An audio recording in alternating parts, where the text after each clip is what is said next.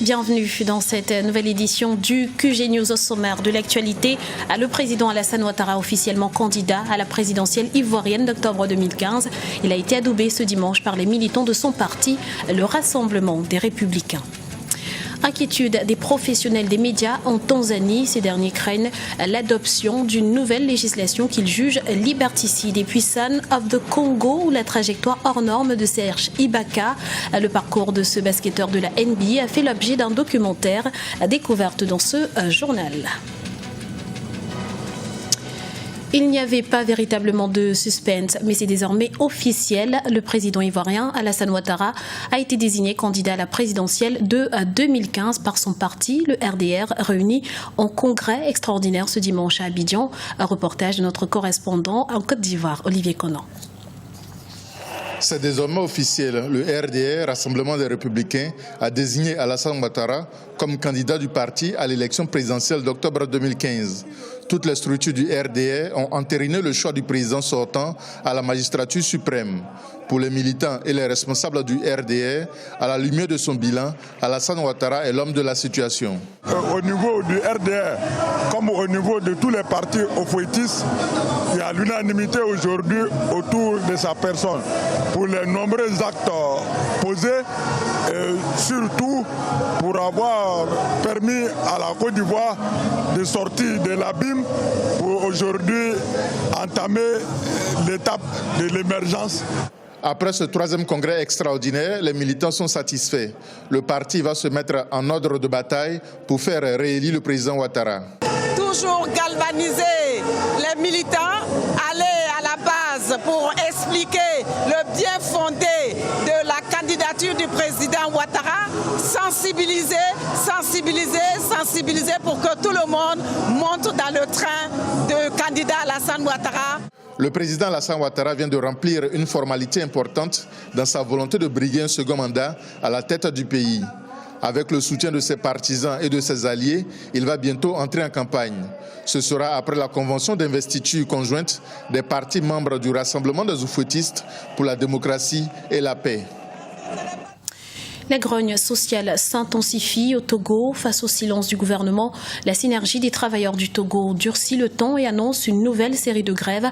Elle exige un redressement de la grille salariale des fonctionnaires et le relèvement de la valeur indiciaire. Face à l'ampleur de la protestation qui a conduit à la fermeture temporaire de certaines écoles, le gouvernement a invité les syndicats à la table des négociations. Les professionnels des médias inquiets en Tanzanie, ils demandent aux autorités de renoncer à utiliser la procédure d'urgence pour faire adopter 2 nouvelles lois sur la presse. L'examen des textes est prévu ce 27 mars. Iparati Ndiaye. La liberté de la presse est-elle menacée en Tanzanie? Les professionnels des médias sont inquiets. Pour cause, les autorités s'apprêtent à utiliser une procédure d'urgence afin de permettre l'adoption de 2 nouvelles lois sur la presse. La première concerne l'accès à l'information et la seconde porte sur les services des médias.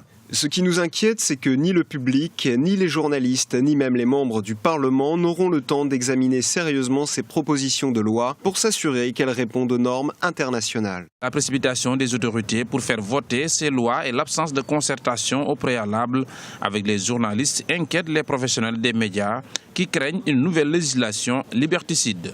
Il y a le parti Chama Pinduzi qui dirige le pays depuis l'indépendance, donc ils ont besoin de limiter surtout les critiques du système, les critiques du pouvoir, notamment au niveau du fonctionnement, de la corruption et surtout des punitions, l'amende et les peines de prison pour des articles insultants ou mensongers. En Tanzanie, l'activité des médias est régie par une loi datant de 1976 et jugée obsolète par les professionnels du secteur. L'examen des 2 nouveaux textes est prévu pour le vendredi 27 mars à l'Assemblée nationale. Calme relatif à Bangui, 10 mosquées ont été réouvertes dans la capitale centrafricaine suite au retour de nombreux musulmans. Ces derniers s'étaient réfugiés dans d'autres parties du pays ou à l'étranger en raison des violences religieuses de 2013-2014. La situation s'étant apaisée, environ 3000 musulmans y seraient retournés ces dernières semaines. Serge Ibaka se raconte dans un nouveau film documentaire intitulé Son of the Congo, fils du Congo. Le film retrace le parcours de la vedette de la NBA des ruelles de Brazzaville à l'Oklahoma City Thunder aux États-Unis. Retour sur un African Dream avec Birama Saunera. Motiver et inspirer la jeunesse africaine, voici l'un des objectifs de ces documentaires intitulé Fils du Congo. Un film qui raconte l'histoire de Serge Ibaka, vedette de la NBA. Ce natif de Wenzin, un quartier de Brazzaville, est passé de la pauvreté à la richesse. Aujourd'hui, il représente un modèle de réussite. À travers mon histoire, j'essaie juste de montrer que je n'ai pas eu la vie facile. Je voulais montrer d'où je venais, où je vivais, ma maison. Je suis sûr que vous allez le voir dans le film, c'était difficile, vous savez. Mais comme je l'ai dit, je veux juste aider. Je pense que mon histoire pourrait aider beaucoup d'enfants, beaucoup de jeunes. C'est pourquoi je l'ai fait. Ces films représentent une source d'inspiration pour la génération actuelle et future, mais aussi une leçon de détermination et d'abnégation. Lorsque vous découvrez l'histoire de Serge Ibaka, vous comprendrez ce par quoi il est passé. En dépit de ce physique dont Dame Nature l'a doté, c'est avec le cœur et la détermination et au-delà de toute sa foi qu'il a réussi à accomplir ce miracle. Le tournage de ce film a été également l'occasion pour la vedette du basket de se ressourcer auprès de sa famille au Congo. Le film sera diffusé gratuitement en ligne le 23 mars, ce qui permettra au monde entier de le voir. C'était le journal de la rédaction. Nous vous remercions pour votre fidélité. Retrouvez dans un instant une nouvelle édition de l'information sur Africa 24.